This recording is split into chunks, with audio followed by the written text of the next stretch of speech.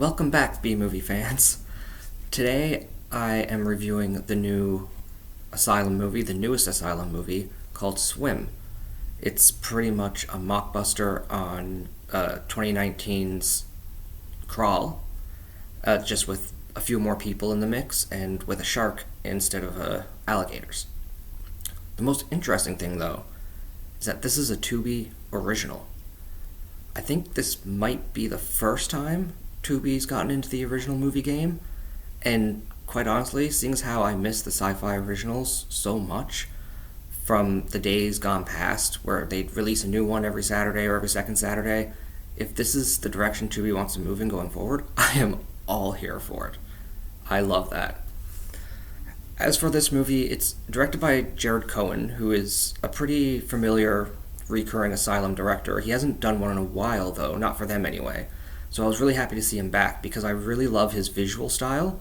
With a lot of Asylum movies, they have like this very like glossy, very very bright and colorful filming style to it, whereas his is more muted colors and like a really gritty filming style. And I enjoy both, but I like the visual change up that his brings to the game, and I was really happy to see that he carried that over into this one as well. It was something that I've been missing, and I was really happy to see it back. Unfortunately, like with Robot Apocalypse that I reviewed previously, the acting in this is just, it's not good. It really hurts this movie a lot, especially in the first chunk of the movie where there's not really a whole lot else going on.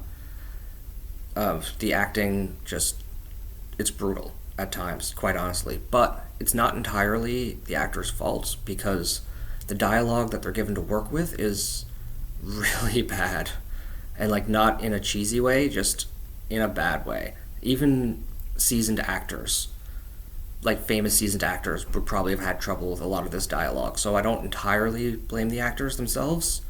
And once the actual like screaming and panicking and shark attack stuff all starts happening, a lot of the acting does improve a bit. Not all of it, but a lot of it does. As for the shark attack scenes themselves, they're actually pretty good. There is genuine tension and suspense in some of them, although there is stuff that doesn't make sense with the laws of physics. Like, for instance, they're in a room with the door closed, in a regular house, mind you, and on the other side of the door, that room is entirely flooded and the shark is banging against the door trying to break it down to get in. But there's no water coming through the door, like the sides of it and underneath and over top, you know, like where there's that like little tiny space between the door and the door frame. Like, shouldn't the water be coming in through that? There's a few times where where I like to call it asylum logic. It makes no sense with the laws of physics, but they do it anyway. It's asylum logic. But that stuff aside, a lot of the shark attack scenes are actually pretty well done and quite brutal at times. Like, one of the first shark attack scenes has the girl being pulled back through the water as she's being attacked by the shark, and just the way it was shot and filmed and going through the waves, it was actually really brutal and suspenseful, and I really liked that. Another thing that I really liked about this is all of the rain. Now, rain is not a stranger to B-movies in like the 80s and 90s, but today's B-movies are almost entirely during like really bright, sunny, daytime, summer scenes. There's not a whole lot of like the darker, moodier, rainy thunderstorm type stuff going on in them anymore, so I was really happy to see that utilized in this one. It really brought me back, and it made me realize just how much I miss having that visual weather change from the normal bright sunny summer day settings. In the end, I did really enjoy this one a lot. The shark, the CGI for the shark, I don't think I mentioned it, but that looked pretty damn good most of the time. There was a couple of shots here and there where it was iffy, but overall I was pretty impressed on that front. And as I previously said, the actual shark attack scenes themselves and the tension of the characters trying to get away from the shark All that stuff was really well done. I loved the atmosphere of the movie with the rain and the floodings. That stuff was great. It's mainly just the acting that hurts it a lot because the acting is really not good. So, like, I wish I could say better things about that because I liked so much else of the movie, but that does bring it down quite a bit.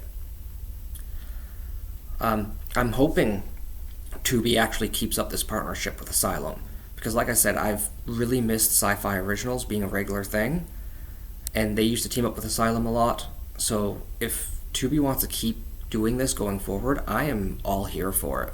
Like the more original B movies that get released, the better.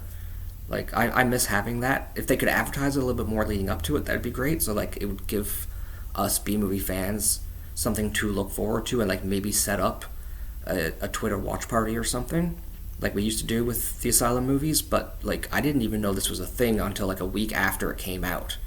And I follow Tubi. I watch stuff on Tubi. I follow Asylum. There's just no buzz about this from even anybody involved. So I'd like to see that improved from both companies going forward if they continue this partnership.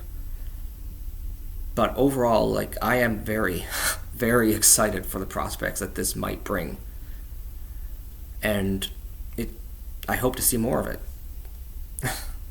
All right. Well, I think that's pretty much it for this one. Just gonna show off my Sharknado shirt a little bit because it's a nice shirt. I like it. All right. Well, until next time, everybody. Ciao.